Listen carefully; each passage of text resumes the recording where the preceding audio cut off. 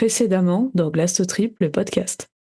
Bon, alors on s'imagine devant la grande porte de Glastonbury. Alors moi, San Remo, ça m'a fait penser à une sorte de station essence un peu démodée des années 80-90 aux États-Unis, qui a été transformée en club en fait. On quitte BBC Introducing et en fait on se retrouve dans la zone Silver Eyes à proprement parler. C'est la fameuse araignée à 3 pattes qui crache du feu. Ouais, on danse dessous, on peut danser sous les pieds du DJ, c'est assez marrant. Je sais que j'ai vu 2 fois dans la matinée et je sais pas, vers 10h du matin, quelque chose comme ça, Fortet en train de mixer à Stonebridge. Ce genre de petites pépites là que tu peux voir un petit groupe le matin, c'est cool. Bon, pour moi, l'attraction quand même de The Park visuellement, c'est la Ribbon Tower. Donc on est vraiment au milieu des arbres. Au milieu de ça, on y trouve un petit feu de camp avec des canapés autour. Il y a un petit truc qui est caché dans la forêt le long de Sacred Space, c'est un dragon en pierre. Tell me about when you came to Glastonbury as a child.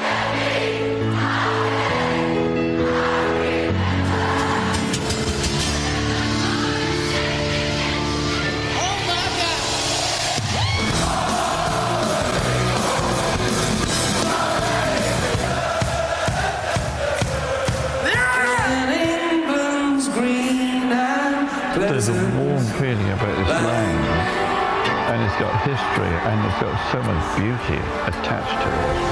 Just you!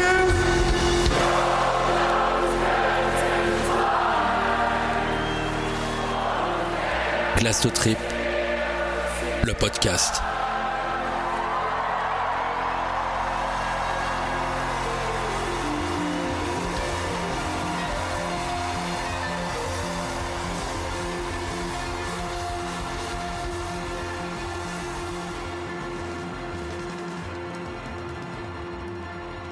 Bonjour à tous et bienvenue dans ce 7e épisode de Glace to Trip, le podcast. Dans l'épisode précédent, nous vous avions laissé au milieu du champ du Sacred Space, en train d'admirer la vue sur le festival. On est toujours mercredi, il est 15h30 et nous reprenons notre promenade dans Glastonbury pour nous diriger vers la porte B. Il est à peu près 15h30, ça fait déjà 1h30 qu'on est parti de la porte A et on est à peu près à l'opposé là, en termes de festival. Oui, effectivement, on est probablement dans un des points les plus éloignés de la porte A. Ensuite, une fois qu'on a fini de descendre le champ de Sacred Space, on arrive dans Greenfield. Greenfield, c'est une énorme zone qui est découpée en 4 sous-zones. Il y a Craftfield, Healingfield, Green Future et Croissant Neuf. Et je vous laisse expliquer ce que c'est. Ouais, c'est compliqué, hein. Bon, alors finalement le plus simple à mon avis à expliquer, encore que, c'est Healingfield. Ouais, Lingfield. Dans Healingfield, on va trouver des guérisseurs, on va dire ça. Donc c'est essentiellement des médecines non conventionnelles. Il y a des homéopathes, il y a des naturopathes, il y a des magnétiseurs, tout ce genre de trucs. Il y a aussi des gens qui font des massages. Et il y a probablement des trucs encore plus ésotériques que ça, que je connais pas. Bon, enfin voilà, c'est très New Age. C'est en général des petites tentes, c'est assez vaste comme endroit. C'est immense. C'est labyrinthique. Il y a beaucoup, beaucoup de choses. Ouais, il y a plein de trucs, ouais. C'est très folklore, en fait, c'est assez rigolo. Un jour, j'ai vu une cérémonie de mariage. Alors, je sais plus trop de quelle tradition, un truc celtique. Donc, on attache les 2 époux par le bras, on fait un nœud, et c'est un nœud symbolique avec une bénédiction, tout un pataquès, etc. Voilà, c'est hyper folklore, quoi. y trouve un petit endroit aussi pour manger, hein, c'est là. Toujours un peu dans les buissons, un peu labyrinthique, et tu peux aller manger une soupe, un curry. Forcément des choses véganes et très bonnes pour la santé. Ouais, il y a plusieurs endroits effectivement dans toute la zone là, mais pas que Healing Fields, hein, en bas de Craft Fields aussi, je connais quelque chose. Et souvent on mange super bien en plus, parce que les mecs ils ont que des produits frais et oui, probablement bio, etc. Donc c'est souvent végétarien, mais on mange souvent très très bien dans ce coin-là. Il y a même des petites choses cultivées sur place en permaculture. Alors ça, c'est dans C'est dans Green Green Future. Futures, Ah, c'est effectivement. dans Green Future celui-là. Ouais, c'est il y a un petit bosquet effectivement, qui est géré par une association qui fait la promotion de la permaculture, donc qui explique tout un tas de trucs. C'est vachement intéressant d'ailleurs, hein, sur par exemple le recyclage des eaux. Donc il y a de l'eau potable. Après, il parle d'eau grise qu'on peut utiliser pour arroser les plantes, etc. Et puis il y a des eaux qui sont vraiment sales, qui dans ce cas-là faut pas utiliser, etc. Enfin, bon, je me souviens m'être un petit peu intéressé à ce sujet-là. Mais il y a plein de choses. Il y a un petit café aussi là, qui est bien à l'abri du soleil. Quand il fait très chaud, c'est un endroit frais. Et oui, ça c'est dans Green Futures. Et Green Futures, c'est dans les 4 champs de Greenfield, c'est probablement celui qui est le plus animé parce que là, on va y trouver quelques scènes. Il y a Lizard Stage, Mandala Stage, Small World. Je crois que Todo est là aussi. Enfin, presque toutes les scènes de Greenfield sont là. Voilà, la plus marrante, c'est Mandala Stage, qui est en fait alimenté par un système électrique, avec des batteries, etc. Mais en fait, pour le recharger, il faut pédaler. Donc il y a un tandem à côté de la scène et il y a 2 personnes qui pédalent pour alimenter la scène en électricité. Ouais, je m'y suis déjà collé. Ouais, voilà, c'est des gens du public, hein. Et c'est une scène sur laquelle on voit passer souvent des anciens de Hawkwind. Bah, il y a toutes les associations, les causes, le recyclage. Il y a plein de petits stands de gens qui sont venus faire aussi la promotion des convictions qu'ils défendent et tout ça. Il y a pas mal de choses dans Greenfield. Dans Green Future, pardon, sur ces sujets-là. En effet, oui, il y a des gens qui... Ah ouais, mais je me souviens plus du nom de l'association en France là qui vont dans les abattoirs régulièrement filmer. L214. Ouais. Et bah il y a l'équivalent britannique qui est là. Et ce qu'ils font, c'est qu'en fait ils ont des casques de réalité virtuelle et en fait ils passent les images des abattoirs dans des casques de réalité virtuelle. C'est bien gore, quoi. Sympa. Ouais. Tu donnes envie de visiter la zone. Bah, ils ont une façon très percutante de défendre leur cause, ça c'est clair. En général, quand on te présente un casque de réalité virtuelle, c'est souvent pour un truc très ludique, etc. Et là, c'est tout le contraire, quoi. Alors, je vous rassure, il n'y a pas que ça. Vous pouvez aussi aller faire un tour dans Craftfield. Et Craftfield, comme son nom l'indique, c'est des artisans qui font les choses avec leurs mains et qui le vendent. Et il y a de tout et n'importe quoi. Et il y a même des ateliers.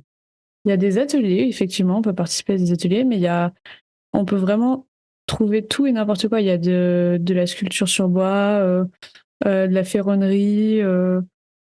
C'est assez impressionnant, hein. Ouais, de la sculpture sur pierre, du travail de la laine, travail du cuir. Du travail du verre, ouais. effectivement, il y a tout ce qui peut exister en matière d'artisanat. Et d'ailleurs, il est bon de préciser une chose, c'est que toute la zone, enfin les 4 champs, ne disposent d'aucun système électrique autre que éolien, solaire ou quoi que ce soit. C'est-à-dire qu'il n'y a absolument aucun groupe électrogène, rien du tout qui tourne là-dedans. Donc par exemple, les artisans, ils n'ont pas d'outils électriques ou quoi que ce soit. C'est tout entièrement fait à la main avec des outils manuels. Et ce qui est intéressant aussi, c'est dans Green Futures, le soir, donc comme il y a les scènes qui se trouvent là, il y a un peu plus d'animation, et tout est éclairé par des lampions. Alors il y en a quelques-uns qui sont alimentés par des LED parce que des batteries ont été rechargées au solaire dans la journée, mais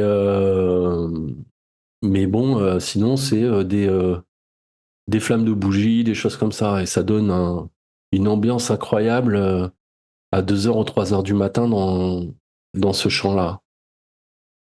Sachant qu'à cette heure-ci, la plupart des petites boutiques, des petits stands et ça sont fermés la nuit. Mais on peut quand même se balader dans la zone, c'est calme, il n'y a pas tant de monde que ça et c'est très beau. Et en fait, les 4 champs, si vous voulez vraiment prendre le temps de faire le tour, de tout voir, je pense que vous pouvez passer sans problème une journée, quoi. C'est immense. Et donc, il y a un petit passage secret par un tunnel qui conduit de Green Futures à Greenpeace. Alors, quand on passe le tunnel, là, dans notre programme, il est déjà 16h. Ça fait 2 heures qu'on se promène.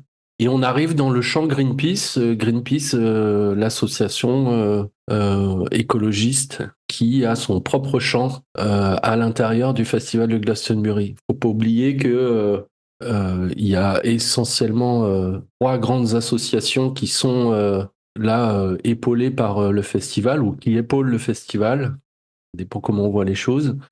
Dont Greenpeace avec Oxfam et WaterAid. Et donc, Greenpeace a son propre champ à l'intérieur du festival. Alors, dans ce champ, il y a quelques spots de sensibilisation, mais il y a surtout une scène, petite scène, mais il y a toujours pas mal de monde. Et puis, il y a un truc dont on n'a jamais parlé jusqu'à présent. Les douches. Des douches. Et oui, parce qu'à Greenfield, c'est un des 2 seuls endroits dans le festival où vous pouvez, si vous êtes patient pour faire la queue, prendre une douche. Minuté, c'est 3 minutes chrono, mais vous pouvez prendre une douche. Tu y es allé ? J'y suis pas allée, mais j'étais passée voir comment ça fonctionnait. Donc en fait, il y a sur les créneaux de la journée, il faut passer le matin, réserver un créneau pour venir se doucher. Et je crois qu'à partir de 17h, on peut venir faire la queue patiemment, attendre son tour pour avoir le droit de prendre une petite douche. Je suis pas allée, j'avais peur que ce soit plus frustrant qu'autre chose d'avoir juste 3 minutes. C'est vrai que c'est pas long, 3 minutes, hein. Mais bon, il y a du monde. À côté, il y a un petit skatepark. Vous pouvez apprendre à faire du skate si vous voulez. J'ai trouvé ça délirant et génial à la fois. Qu'est-ce que t'as fait à Glasto ? J'ai appris à faire du skate. Tu peux faire ça, apprendre la salsa, tu peux apprendre plein de trucs avec Glastonbury. Ah oui, ça, tu peux faire beaucoup de choses, effectivement. Et donc, on quitte Greenpeace et on arrive dans un de mes endroits préférés, c'est The Glade. The Glade, j'aime beaucoup la mise en scène. La petite scène. Les 2 scènes sont très jolies. Et c'est la grande scène de The Glade qui s'appelle Glade. C'est une espèce de tente semi-ouverte et au-dessus de nos têtes, il y a une déco en toile avec des petits motifs. Ça fait un petit peu toile d'araignée. C'est assez joli à voir. C'est très beau sur les photos. Ça rend très bien. Là encore, c'est une scène, c'est une zone très orientée musique électronique. Mais ça commence à 11h. Hein. Donc à 11h, si vous voulez, vous avez un sound system qui envoie du lourd pour attaquer la journée. Il n'y a aucun problème. Oui, juste à côté, il y a Glade Dome. Donc en fait, qui est situé là où avant la grande scène The Glade se trouvait, puisqu'elle a bougé maintenant. Et pareil, là aussi, hein, il y a du super son. Peut-être pas dès le mercredi, mais au moins le jeudi, il y a vraiment des super trucs qui passent. Et en fait, ça s'appelle The Glade tout simplement parce que c'est dans une petite clairière. L'endroit est super agréable. Il y a des gens qui arrivent à y faire la sieste le dimanche après-midi avec un volume sonore hallucinant. Le dimanche après-midi, tout le monde a envie de faire la sieste. Je vois pas de qui tu parles. Moi non plus. Moi, m'a impressionné dans la zone, c'est que les deux scènes ne sont pas si éloignées l'une de l'autre. Et ils ont réussi à faire en sorte que le son de l'une ne vienne pas gêner le son de l'autre. Donc les deux sont relativement proches, mais elles sont assez bien isolées en termes de son et on peut en profiter sans nuisance sonore à côté, quoi. Et il y a même mieux, c'est que Other Stage est vraiment tout à côté. C'est vrai. Et pareil, Other Stage, ça gêne pas du tout, quoi. Bon, alors on quitte The Glade et On passe devant file la tente Vodafone. à la tente Vodafone, ouais.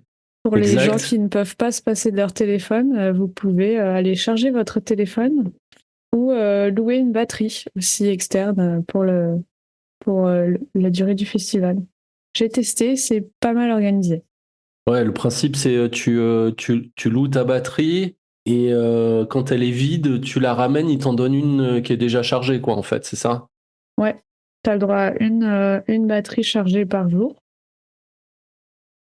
Et ça te coûte, pour les 5 jours, je crois, 22 livres, quelque chose comme ça. C'est relativement correct, hein. Ok. Mais c'est quelque chose que tu dois réserver avant le festival ou c'est sur place que tu peux payer? Alors moi, je l'avais fait avant, mais tu peux le faire sur place. Il y a une file distincte, en fait, pour les gens qui ont déjà tout ce qu'il faut pour récupérer la première batterie et les autres pour ceux qui veulent souscrire. Et quand tu as vraiment eu ta première batterie, donc tu as déjà la batterie, juste quand tu veux l'échanger sur le lendemain, par exemple, il y a une file distincte, ça va extrêmement vite, ils sont très efficaces. Et quelle que soit l'heure du jour ou de la nuit où j'y suis allée, j'ai jamais attendu plus de 30 secondes pour faire changer ma batterie, quoi. Pas mal. Par contre, j'ai vu des gens qui n'avaient pas souscrit à ce système-là et qui faisaient la queue pour recharger sur le côté de la tourne Vodafone. Là, ça avait l'air un petit peu moins rapide.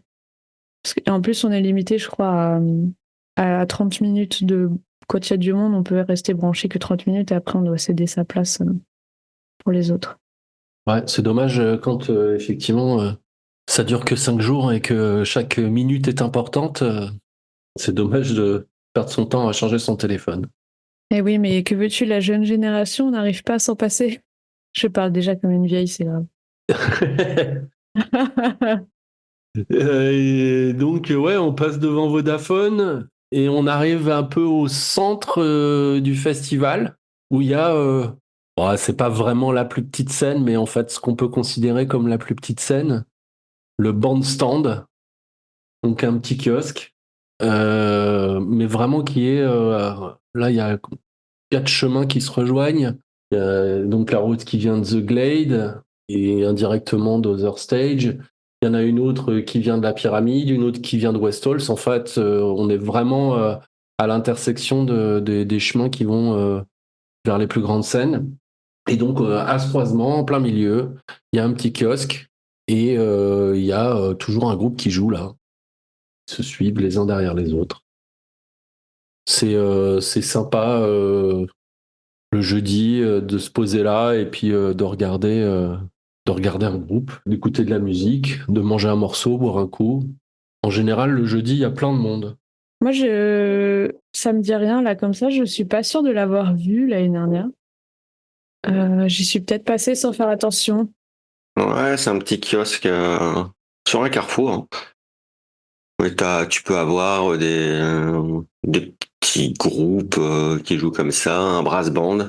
Voilà, c'est-à-dire que tu vas avoir 10 personnes confinées sur un kiosque qui doit faire pas, 10 mètres carrés au maximum. Vers 16h30, on quitte le bandstand et on passe dans le grand champ de l'aréna, le grand champ de la pyramide. Alors bon, la pyramide, on en a déjà parlé, c'est pas la peine de revenir dessus. Effectivement, si on est mercredi et qu'on commence à visiter le site, c'est quand même un passage obligé que de passer là. C'est quand même la chose à voir quand on visite pour la première fois Glastonbury. Mais c'est dommage parce qu'on se rend pas compte de l'immensité de la scène tant qu'on n'a pas vu quelqu'un sur scène. Ouais, surtout quand on n'a pas vu qu'il y avait 100 000 personnes dehors. Ouais. Ouais, ça permet juste de prendre un peu les dimensions de l'espace, parce qu'en plus, donc là, en fait, dans ce parcours, on est en bord de champ et on va obliquer rapidement, donc on a juste un aperçu. Mais bon, on se rend quand même quand il y a personne, on se rend bien compte que c'est une zone gigantesque et que la scène est quand même imposante. Ouais, tout au bout, il y a une espèce de grand arbre. Il me semble qu'il se passe quelque chose tous les ans, le jeudi ou le vendredi. Le jeudi à midi, effectivement, il y a tous les jeudis à midi un apéritif en rose. Donc les gens arrivent habillés en rose avec des parapluies roses et se réunissent autour de l'arbre. C'est la tradition. Je ne sais pas depuis quand date cette tradition d'ailleurs, mais c'est la tradition. Bon, alors donc on fait un petit tour par Pyramid Stage et on reste pas sur le champ, mais on tourne vers Williams Green, où il n'y a plus la scène Williams Green, parce qu'elle a été remplacée par Carenge. Carenge, on en a déjà un tout petit peu parlé, il me semble. Oui, en effet. Donc c'est un Stonehenge, mais avec des voitures à la place des pierres. Là, il y a pas mal de bars et de restos. C'est un endroit sympa pour se poser, pour boire un coup. Bon, Laurent, toi, tu regrettes la scène, quoi. Ouais, je regrette beaucoup la scène parce qu'elle avait une programmation qui me plaisait beaucoup. Cette programmation-là, elle a été éclatée à divers endroits. Donc ouais, j'aimais bien passer par là avant ou après un concert de la pyramide. Et ouais, mais j'ai des bons souvenirs de concerts. Mais je pense qu'on en a déjà parlé. Oui. Et donc, on quitte Williams Green, on passe à travers Westhalls, le champ de Westhalls, pour arriver à 17h. Ça fait déjà 3 heures qu'on se promène, à Avalon. Donc, il est 17h, on est à Avalon, un joli petit champ avec une belle scène qu'on a déjà évoquée. Et à côté, il y a le Avalon Café et surtout la belle taverne de Village Inn. Ah Laurent, qu'elle est belle la taverne. Ah, elle est belle cette taverne. Ouais, il y a un petit endroit, un petit escalier où on peut grimper, se mettre en terrasse, pratiquement terrasse, et avoir une petite vue sur le champ. Ouais, le soir, on a les lumières. Ouais, puis on y fait des rencontres sympas, on discute avec les barmen. Et, ouais, c'est un bon point de rencontre et aussi un bon endroit pour se poser, boire un verre. C'est finalement assez central. C'est-à-dire que l'accès à The Park est pas très compliqué. L'accès à Westhalls, là, c'est tout proche. La pyramide, c'est un petit peu plus loin, mais ça va. La zone sud-est est juste à côté. En fait, finalement, c'est un endroit relativement central et paisible. Ouais, on va facilement aussi à Greenpeace ou The Glade. Ouais, en effet. En partant d'Avalon, on repasse pas par la zone sud-est qu'on a déjà en quelque sorte visité dans un épisode précédent et on entre dans une zone très particulière du festival de Glastonbury. C'est la zone théâtre et cirque. Est-ce qu'il y a vraiment du théâtre? Parce qu'autant j'ai vu le côté cirque, autant le côté théâtre, je me souviens pas.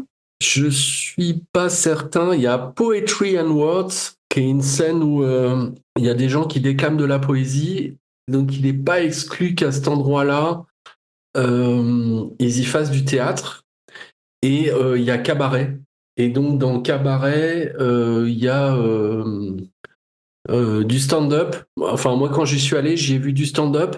Apparemment, il y a des comiques britanniques assez réputés qui passent là. Maintenant, est-ce qu'il y a vraiment du théâtre? C'est pas exclu, mais ça, j'ai pas vérifié. Ouais, plutôt du théâtre de rue. Alors, par contre, oui, il y a du théâtre de rue, effectivement, il y en a même beaucoup. dans la zone qui se trouve plutôt vers Acoustic Stage par là-bas, où il y a un champ super grand et où il y a plein d'artistes qui passent les uns derrière les autres et font des shows, effectivement, souvent d'ailleurs en interaction avec le public qui passe, quoi.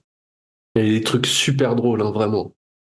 Après, parfois, il vaut mieux être bilingue pour vraiment s'immerger dedans. C'est pas toujours facile de suivre, mais c'est toujours intéressant. Ouais, ça, par contre, effectivement, si, il peut y avoir quelques spectacles visuels, entièrement visuels, et puis après, dans les parties cirque, il y a des acrobates, des choses comme ça, et donc ça, effectivement, il n'y a pas besoin de maîtriser la langue.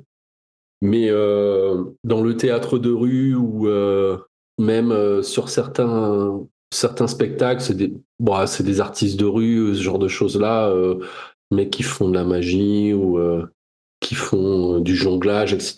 Il y a tout un boniment qui va avec et si on ne parle pas anglais, c'est vrai que ça peut être un peu compliqué. Là aussi, hein, il y a énormément d'interactions avec le public, quoi. Et en général, c'est vraiment très, très drôle. Moi, je me souviens qu'on avait croisé plusieurs petits groupes qui faisaient des petites animations comme ça. Tu les croisais, ils te faisaient un petit show, c'était sympa. Et il y avait des gens hein, dans des costumes très très bien faits qui allaient voir les enfants et qui leur faisaient des checks et tout ça, qui essayaient vraiment d'interagir avec eux. Enfin, c'était adorable. Et vraiment, leur déguisement était très très bien fait, quoi. Puis on avait croisé une maman qui était déguisée en dragon et son fils, elle l'avait fait en mini dragon aussi. Enfin, c'était très drôle. Ouais, je me souviens, à une époque, il y avait une troupe qui, je sais pas comment dire, en fait, ils étaient dans des costumes, mais vraiment super bien faits, genre costumes de cinéma, et en fait, c'était des quadrupèdes super hauts, et en fait, c'était des êtres extraterrestres, et ils avaient des espèces de vocodeurs, ce qui fait que leur voix était modifiée, ça faisait une espèce de voix électronique. Et donc, il se déplaçait super lentement. Et c'était un peu genre un déplacement de girafe ou quelque chose comme ça.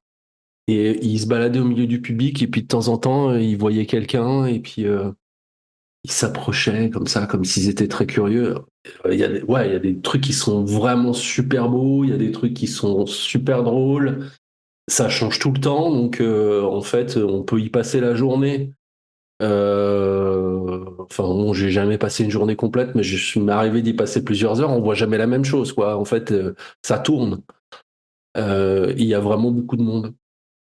Et ça vaut vraiment le coup d'aller dans cette zone-là parce que effectivement, trouver le temps entre deux concerts, il y a vraiment vraiment des choses superbes à voir, quoi.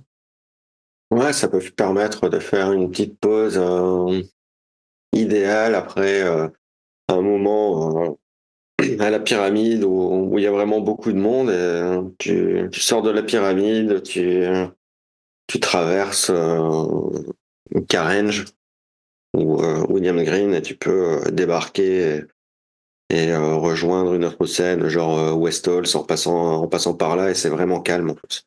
Ouais. Le seul inconvénient, c'est que la nuit, à partir de minuit, il se passe plus rien quasiment. Il y a des fois quelques petits trucs qui déambulent, etc. Mais bon, après, c'est pas très très animé le soir. C'est dommage parce que en fait, je pense que ça serait pas mal d'avoir des animations de nuit dans cette zone-là. Et il pourrait y avoir des trucs vraiment sympas.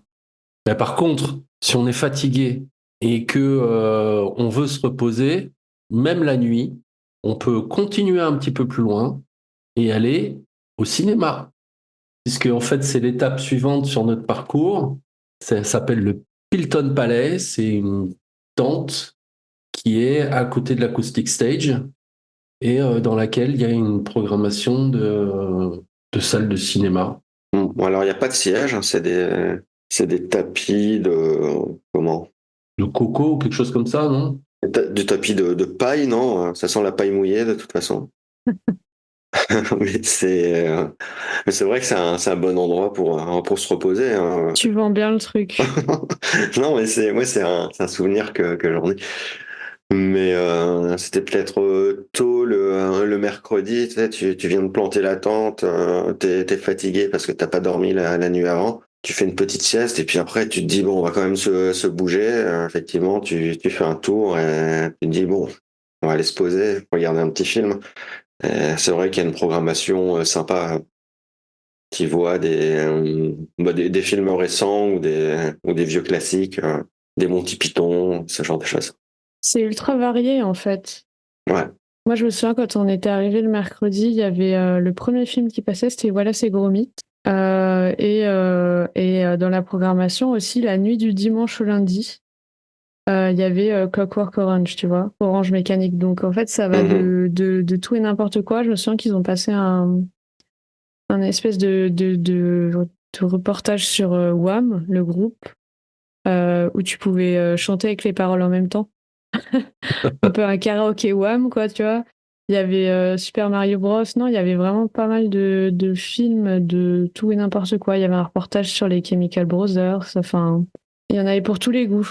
Il y a souvent des films qui sont liés à la musique, effectivement, mais il y a aussi des trucs pour les gamins et il y a ouais, il y a du blockbuster. Enfin, ouais, il y a vraiment de tout, ouais. Et ça, c'est ouvert jusqu'à 3 heures du matin. Oui, bah justement, au Clockwork Orange, j'ai finissé à 3 heures du matin, la nuit du dimanche au lundi. Et je me suis dit que j'allais jamais réussir à plier la tente le lundi matin si si j'allais au cinéma, parce qu'en plus, il est vraiment à l'opposé de là où on campe par rapport au Ah festival. ouais. Donc, ça veut dire 1 heure de plus pour rentrer derrière. Peut-être pas 1 heure, mais une bonne grosse demi-heure, ouais. Quand on est fatigué le dimanche soir, 45 minutes. Ouais, c'est un peu ça. T'as déjà pas été fatigué le dimanche soir? Ouais, ouais, ça, c'est clair. Et donc, à côté du champ dans lequel se trouve l'Acoustic Stage et donc le Pilton Palais, se trouve le champ dédié aux enfants, le Kids Field. Bon, alors, c'est pas Disneyland, mais quand même, hein. Moi, je suis allé quelques fois à Glastonbury avec ma fille qui, à l'époque, avait... quel âge elle avait? 6. Ouais, c'est ça, 6 et 7 ans. 6 ans la première année, 7 ans la deuxième. Et elle avait adoré. Elle avait adoré. Il y a plein de trucs. Là, pour le coup, il y a du théâtre aussi. Enfin, en tout cas, je me souviens qu'ils interprétaient La Tempête de Shakespeare. Alors, probablement adapté pour les enfants, mais quand même. Pareil, il y a des animations dans les allées. Il y a des manèges. Alors, c'est des manèges. En fait, c'est des gens qui les font tourner à la main. Il y a pas de moteur, il n'y a pas d'électricité là-dedans. Bon, enfin, il y a plein d'animations partout. Il y a des petites scènes. Et en particulier, les années où j'y allais avec ma fille, enfin, quand elle avait l'âge d'aller là-bas, il y avait un magicien qui venait. Et c'est un type que j'ai vu, moi, à la télé en France, apparemment, qui est un peu la star des magiciens en Grande-Bretagne. Donc là encore, il y a vraiment du monde, quoi. Et d'ailleurs, la dernière année où je suis allé à Kidsfield avec ma fille, normalement, il devait y avoir Stephen Hawkins et malheureusement, il a annulé. Et il me semble que c'était 1 an ou 2 avant sa mort, donc à mon avis, il était pas bien, quoi. Et là, grand regret, quoi. Vous avez jamais foutu les pieds à Kidsfield, vous? On n'a pas le droit? Bah, je me demandais, est-ce que tu peux y aller si t'es pas un enfant? Oui, oui, oui, oui. Ah bon?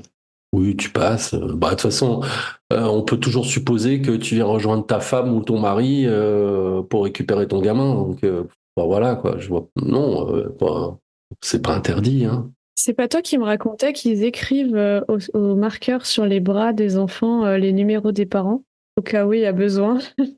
Enfin, c'est pas eux qui le font. On te conseille de le faire, d'inscrire le numéro de téléphone, enfin ton numéro de téléphone sur le bras de ton gamin, si jamais il se perd. Mais alors, ah ouais, je me souviens du nom du magicien. Il s'appelle Magneto.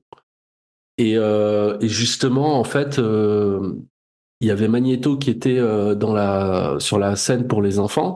Et là, pour le coup, c'était interdit aux parents. C'est-à-dire que les enfants rentraient dans la tente et les parents n'avaient pas le droit d'entrer. Moi, ça m'inquiétait un peu parce que Parce que ma fille, elle parle pas un mot d'anglais, et donc si elle sortait pas du bon côté, elle était paumée, quoi. Et donc en attendant, j'ai discuté un peu avec un steward en essayant de lui expliquer, ouais, mais bon, voilà, ma fille, elle est française, elle parle pas un mot d'anglais, etc. Elle me dit, non, tu peux pas entrer, mais t'inquiète pas, machin, etc. Et il m'a expliqué tout le système, et c'est incroyable. C'est-à-dire qu'en fait, parmi les gens qui sont en costume et qui déambulent, il y a des gens en fait qui surveillent les gamins. Donc s'il y a un gamin tout seul, qu'on sait pas trop ce qu'il fout, etc., ils vont tout de suite aller le voir. Il y a un poste où ils ramènent les gamins qui sont tout seuls. Et donc, c'est le seul poste où tu peux aller récupérer ton enfant, de toute façon, quoi qu'il advienne. Et en fait, le champ est complètement fermé. Et sur les entrées, qui sont aussi les sorties, et il y a des gens qui sont là. Et il n'y a aucun gamin tout seul qui peut sortir de là-dedans, en fait.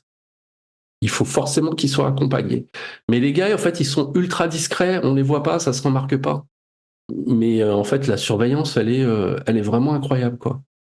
C'est super bien organisé. Ça m'étonne pas parce que globalement, le festival est très bien organisé. Ouais, de façon générale, en effet, ouais. Et donc voilà, on sort de Kidsfield, on marche un petit peu. Bon, est-ce que c'est vraiment nécessaire de marcher jusqu'à la porte B? On n'a rien à y foutre en réalité, mais quand on arrive là-bas, et ben voilà, il est 6h moins le quart. Ça fait 3h45 qu'on se promène et on a vu à peu près la totalité du festival dans cette petite promenade, grande promenade, longue promenade, mais instructive promenade. Donc en gros, on peut faire le tour du festival en moins de 4 heures. On n'a pas vu la zone sud-est là. Et on ne s'est pas arrêté pour manger ou pour boire un verre.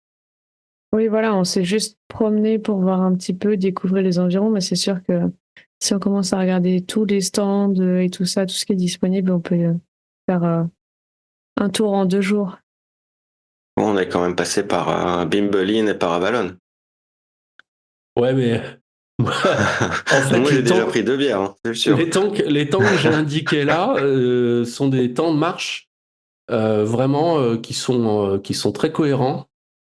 Alors certes, on n'a pas pris le chemin le plus court pour aller de la porte A à la porte B,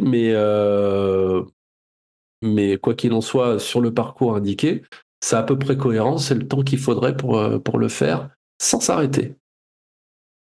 On n'a même pas acheté une petite carte postale. Alors qu'on peut. On peut, oui, bien sûr. Alors qu'on peut, parce que je l'ai fait l'année dernière, j'ai trouvé ça génialissime. Il y a un petit stand qui vend des cartes postales et il y a une boîte aux lettres. Il y a un petit tampon envoyé depuis Glastonbury. Non, c'est super chouette. Ils ont les timbres, ils ont les cartes postales, tout est parfait. Puis les cartes postales, en général, c'est des cartes postales un peu... comment dire? Thématique. C'est des cartes postales Glasto, quoi. Ouais, thématique. Bah, ça tourne autour de la musique, il y a des photos du festival. Non, il y a plein de choses sympas. Moi, j'ai acheté l'année dernière la carte postale de...